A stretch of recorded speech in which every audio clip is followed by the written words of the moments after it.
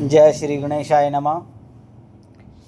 आज हम आपको विघ्न राज अवतार की कथा के बारे में बताएंगे कि भगवान गणेश ने विघ्न राज अवतार कैसे लिया। पिछली वीडियो में हमने आपको विघ्न अवतार की कथा सुनाई।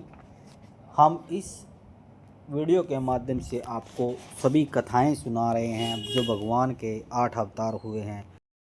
कथा प्रारंभ करते हैं। विघ्न राज अवतार।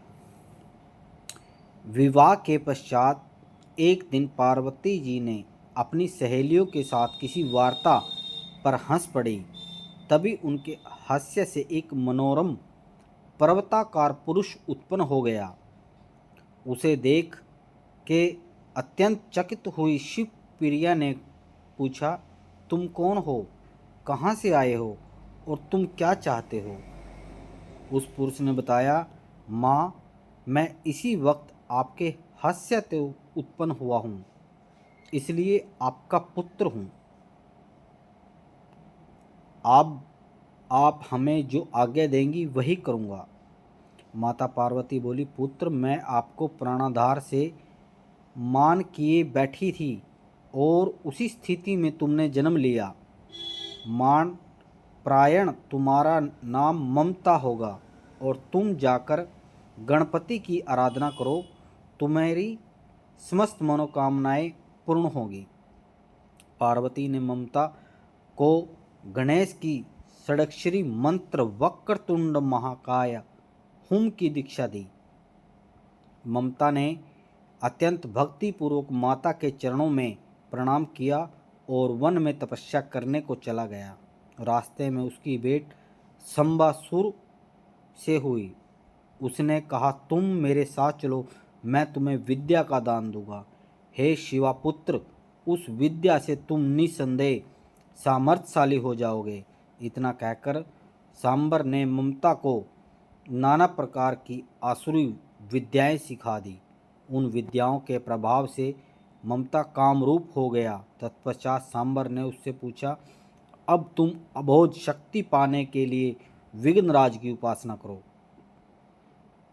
उन्हें प्रसन्न करके उनसे ब्रह्मांड का राज्य और अमर वर के अलावा और कुछ न मांगना। वर प्राप्त कर सीधे मेरे पास चले आना। इतना कहकर संबासुर अपने घर चला गया और ममता वहीं वन में रहकर घोर तपस्या करने लगा। उसे तब में करते हुए सहस्त्र वर्ष बीत गए। अंत में उसकी आराधना से प्रसन्न होकर विघ्नराज ने उसे दर्शन दिया। उन्होंने ममता से कहा, मैं तुम्हारे कठोर तप से अत्यंत प्रसन्न हूँ, तुम इच्छानुसार वर मांगो। ममता ने कहा, वरदाता प्रभु, यदि आप मुझ पर प्रसन्न हैं तो कृपा पूर्वक ब्रह्मांड नायक होने का वरदान प्रदान करें। मैं सदा विघ्न से दूर अजय और अमर रहूं। विघ्नराज बोले, दैत्य नायक, तुमने दुख साध्य वर की याचना की है, किंतु मैं तुम्हारे तप से प्रसन्न हूँ, इसलिए तुम्हारी इच्छा को पूर्ण कर देता हूँ।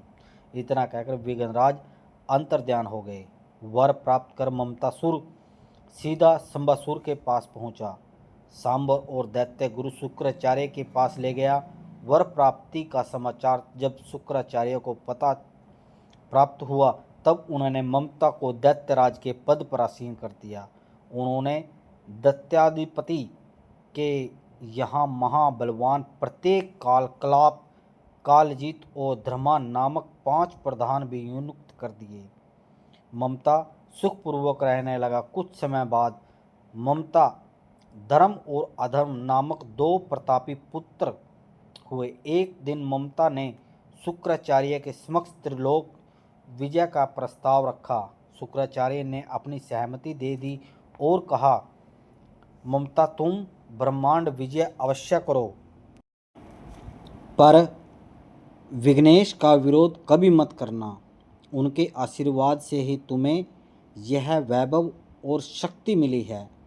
कुछ ही दिनों में ममता ने पृथ्वी, पाताल और समस्त ब्रह्मांड को जीत समस्त देवताओं को कारागार में बंद कर दिया और एक छत्र राज्य करने लगे। सर्वत्र अनीति और अनाचार का साम्राज्य छा गया। अब तो देवताओं में त्राही त्राही मच गई।